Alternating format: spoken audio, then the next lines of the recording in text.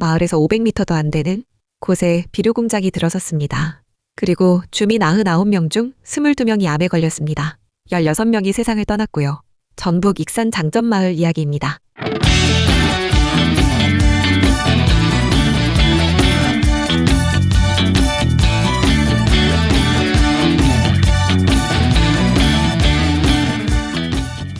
이게 특별한 사례가 아닙니다.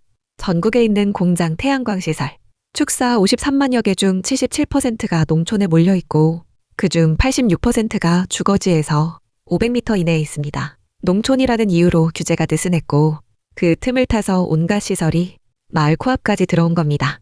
이 문제를 해결하겠다고 2024년 3월에 시행된 법이 있습니다. 농촌공간 재구조화 및 재생지원에 관한 법률, 줄여서 농촌공간재구조화법이라고 하는데요. 시행된 지 1년이 넘었습니다. 오늘 밥상의 말단에서는 이 법이 실제로 농촌 현장에서 뭘 바꾸고 있는지, 그리고 아직 못 바꾸고 있는 건 뭔지 솔직하게 짚어보겠습니다. 먼저 이 법이 왜 나왔는지부터 이해하셔야 합니다. 기존의 우리나라 땅을 관리하는 법은 국토의 계획 및 이용에 관한 법률, 흔히 국토계획법이라고 하죠. 이 법에서 농촌은 그냥 비도시, 지역으로 뭉뚱그려져 있었습니다. 관리지역, 농림지역 이 정도로만 나뉘어 있었어요. 도시는 주거지역, 상업지역, 공업지역 이렇게 세밀하게 나누어서 관리하는데 농촌은 그런 게 없었던 겁니다. 쉽게 말하면 도시는 아파트 옆에 공장을 못 짓게 법으로 막아놓았는데 농촌은 마을 옆에 뭐가 들어와도 막을 방법이 마땅치 않았다는 뜻이에요. 그래서 벌어진 일들이 어떤 건지 아시면 좀 놀라실 수도 있습니다. 충남 예산에서는 마을 근처에 지하 35m, 지상 15m 규모의 산업 폐기물 처리장이 들어올 뻔했고 전북 정읍에서는 1997년부터 채적 사업장 5곳이 들어서면서 주민들이 27년간 소음과 먼지에 시달려왔습니다. 더 심각한 건 주민들이 이런 시설이 들어온다는 걸 알게 되는 시점이에요. 사업자가 지자체에 신청하고 관계기관 협의가 다 끝나고 나서야 고시가 됩니다. 주민들이 알았을 때는 이미 행정, 절차가 한참 진행된 뒤라는 거죠. 그래서 반대를 해도 10년 넘게 갈등이 이어지는 겁니다. 이런 구조적 문제를 바꾸겠다. 그게 이 법의 출발점입니다. 그러면 이 법이 구체적으로 뭘 바꿨느냐? 핵심은 크게 3가지입니다. 첫째, 농촌 공간을 기능별로 나눠서 관리하겠다는 겁니다. 농촌 특화지구라는 제도를 만들었는데요. 처음에 7개 유형이었다가 2025년 11월에 하나가 추가돼서 지금은 8개 유형입니다. 농촌마을보호지구, 농촌산업지구, 축산지구, 농촌융복합산업지구, 재생에너지지구, 경관농업지구, 농업유산지구, 그리고 새로 생긴 특성화 농업지구까지. 여러분 이름이 좀 어렵죠? 쉽게 말씀드리면 이런 겁니다. 사람 사는 마을 근처는 마을보호지구로 묶어서 유해시설이 못 들어오게 하고 공장은 산업지구에, 축사는 축산지구에 모아놓겠다는 거예요. 도시에서 하던 용도지역 관리를 농촌에도 적용하겠다는 겁니다. 둘째, 3단계 계획체계를 만들었습니다. 국가가 10년 단위로 기본 방침을 세우고 시군이 10년 단위 기본계획을 수립하고 5년 단위로 시행계획을 만듭니다. 위에서 방향을 잡고 지역이 자기 사정에 맞게 계획을 세우고 실제로 실행하는 구조죠. 셋째, 농촌협약이라는 제도를 도입했습니다. 시군이 주민 의견을 반영해서 농촌공간 계획을 세우면 정부가 5년간 최대 300억 원의 국비를 패키지로 지원합니다. 이게 단순히 돈을 주는 게 아니라 주민이 참여해서 계획을 세우고 그 계획에 맞춰서 지원하는 구조라는 점이 중요합니다. 혹시 이거 아셨어요? 이 농촌협약이 2021년부터 시작됐는데 올해까지 총 96개 시군이 체결했습니다. 숫자로 보면 2021년 12개, 2022년 20개, 2023년 21개, 2024년 22개, 2025년 21개 꾸준히 늘어나고 있죠.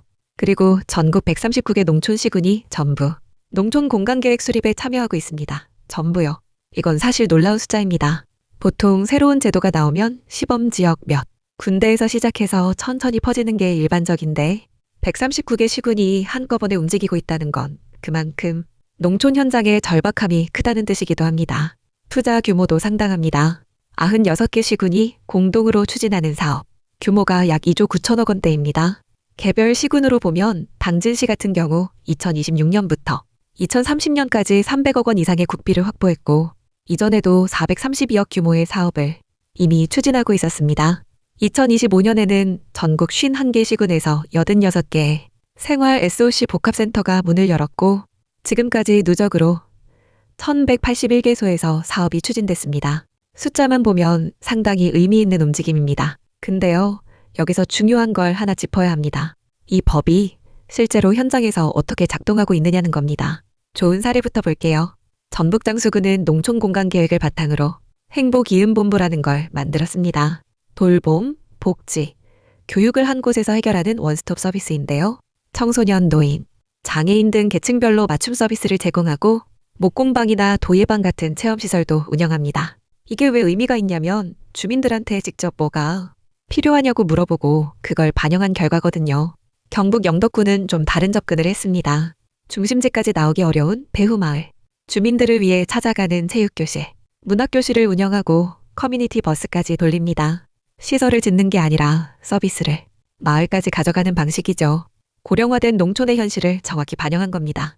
전남 담양구는 중록원이나 메타세콰이어계 같은 기존 관광자원과 연계해서 체류형 관광상품을 만들고 고택에서 전통 음식을 활용한 팜파티를 여는 등 지역 특성을 살린 경제 활성화에 집중하고 있습니다. 이런 사례들을 보면 법이 제대로 작동할 때 어떤 변화가 가능한지 보입니다. 그런데 솔직히 말씀드리면 이게 다 잘 되고 있다고만 하면 거짓말입니다. 현장에서 부딪히는 문제들이 분명히 있습니다. 가장 큰 문제는 주민 참여의 실질성입니다. 법에는 주민공청회를 거치도록 되어 있습니다. 그런데 농촌의 현실을 생각해 보세요. 전국 228개 기초단체 중 89개가 소멸위험지역으로 분류되어 있고 많은 마을에서 젊은 사람을 찾기 어렵습니다. 혼자 사시는 어르신, 편찮으신 분들이 대부분인 마을에서 공청회를 연다고 해서 다양한 의견이 나올 수 있을까요? 미래 세대의 목소리가 반영될 수 있을까요? 이건 법의 문제가 아니라 농촌의 구조적 현실이 만들어낸 한계입니다. 그리고 또 하나, 컨설팅 업체 의존 문제가 있습니다. 농촌 공간 계획을 세우려면 공간 구조 분석, 여건 변화 전망, 추진 전략 도출 같은 전문적인 작업이 필요합니다. 그런데 시군의 담당 공무원들이 이걸 다 할 수 있는 역량을 갖추고 있지 못한 경우가 많습니다. 결국 외부 컨설팅 업체에 맡기게 되는데 그러면 전국의 농촌 공간 계획이 비슷비슷해질 위험이 있습니다. 지역마다 다른 특성 주민들의 고유한 요구가 컨설팅 업체의 표준 방법론에 맞춰져 버리는 거죠. 이름은 상향식 계획인데 실제로는 전문가 주도의 하향식이 될 수 있다는 겁니다. 여러분은 어떠세요? 혹시 우리 마을에도 뭔가 계획이 세워지고 있다는 걸 들어보신 적 있으신가요? 아마 모르고 계신 분들도 많으실 겁니다. 그게 바로 문제의 핵심이에요. 법은 만들어졌는데 그 법이 현장까지 제대로 내려오고 있느냐? 여기서 하나 더 짚어야 할 게 있습니다. 하드웨어와 소프트웨어의 불균형 문제입니다. 지금 농촌 공간정비 사업의 상당 부분이 도로, 공공시설 생활 SOC 복합센터 같은 물리적, 인프라 조성에 집중되어 있습니다. 건물은 지었는데 운영할 사람이 없고 프로그램이 없으면 어떻게 될까요? 텅 빈 센터가 되는 겁니다. 충남 아산시 신창면의 신창행복누림터 같은 곳은 사회적 협동조합이 운영하면서 제과제빵, 공예 프로그램으로 개관 1년 만에 10,000명이 이용하는 성과를 냈지만 이건 예외적인 성공 사례입니다. 대부분의 시설에서는 운영 인력과 프로그램 부족이 현실입니다. 건물을 짓는 건 한 번이지만 운영은 매일 해야 하는 거거든요. 토지 이용 규제에 대한 주민 반발도 간과할 수 없습니다. 농촌 특화지구로 지정되면 기존에 자유롭게 쓸 수 있던 내 땅의 용도가 제한될 수 있습니다. 농사 외에 다른 용도로 땅을 활용하려던 분들 입장에서는 재산권 침해로 느낄 수 있는 거죠. 물론 난개발을 막으려면 어느 정도의 규제는 필요합니다. 하지만 그 규제가 왜 필요한지, 대신 어떤 혜택이 돌아오는지를 충분히 설명하고 설득하는 과정이 빠지면 갈등만 커집니다. 그리고 빈집 문제도 있습니다.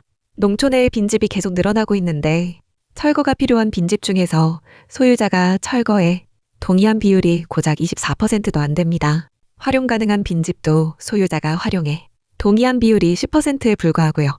내 재산이니까 내가 알아서 한다는 인식이 강한데 그 사이에 빈집은 계속 방치되고 마을 환경은 나빠지는 악순환이 이어지고 있습니다. 법에서 자발적 관리를 유도한다고 하지만 강제성이 없으니 실효성이 떨어질 수밖에 없습니다. 이 법이 앞으로 제대로 작동하려면 뭐가 필요할까요? 저는 3가지가 핵심이라고 봅니다. 첫째, 주민 참여의 방식을 바꿔야 합니다. 공청회 한 번 여는 걸로는 부족합니다. 온라인 의견 수렴 계층별 맞춤 설명회, 귀농귀촌인이나 농촌 청년 같은 미래 세대의 참여를 적극적으로 끌어내야 합니다. 둘째, 시군의 자체 역량을 키워야 합니다. 컨설팅 업체에 계속 의존하면 지역의 진짜 목소리가 계획에 담기기 어렵습니다. 공무원 교육도 중요하고 지역 내 전문 인력을 양성하는 것도 필요합니다. 셋째, 건물을 짓는 것만큼 운영에도 투자해야 합니다. 5년간 300억 원을 쏟아부어서 시설을 만들어 놓고 그 뒤에 운영비가 없어서 문을 닫는 일이 생기면 안 됩니다. 사후 관리와 운영 지원에 대한 체계적인 계획이 반드시 함께 가야 합니다. 이쯤에서 한 발 물러서서 큰 그림을 보겠습니다. 이 법이 결국 말하고자 하는 건 뭘까요? 농촌도 계획이 필요하다는 겁니다. 도시는 수십 년 전부터 도시계획이라는 걸 세워서 어디에 뭘 짓고 어디를 보호할지 정해왔는데 농촌은 그런 게 없었습니다. 그 빈자리를 채운 게 난개발이었고 그 피해를 고스란히 떠안은 건 농촌 주민들이었습니다. 축사에서 500m 이내에 사는 국민이 1482만 명이라는 숫자가 있습니다. 이건 농촌만의 문제가 아니라 우리 사회 전체의 문제입니다. 농촌 공간제 구조화법은 완벽한 법이 아닙니다. 현장에서 부딪히는 한계도 많고 갈 길도 멉니다. 하지만 적어도 방향은 맞다고 봅니다. 농촌에도 계획이 있어야 하고 그 계획에 주민의 목소리가 담겨야 하고 마을 옆에 뭐가 들어오는지 주민이 알 권리가 있다는 것. 이건 당연한 건데 지금까지 당연하지 않았던 겁니다. 지금 이 시간에도 전국 139개의 시군에서 우리 마을을 어떻게 만들어갈지 계획을 세우고 있습니다. 96개 시군이 정부와 손잡고 농촌을 바꾸겠다고 약속했습니다. 그 약속이 종이 위의 계획으로 끝나지 않으려면 결국 그 마을에 사는 분들이 관심을 갖고 목소리를 내셔야 합니다. 우리 마을에 어떤 계획이 세워지고 있는지 혹시 아직 모르고 계셨다면 읍면사무소에 한번 물어보시는 것도 좋겠습니다. 내 마을의 미래는 결국 거기 사는 사람들이 만드는 거니까요. 오늘도 밥상의 말단에서 전해드렸습니다.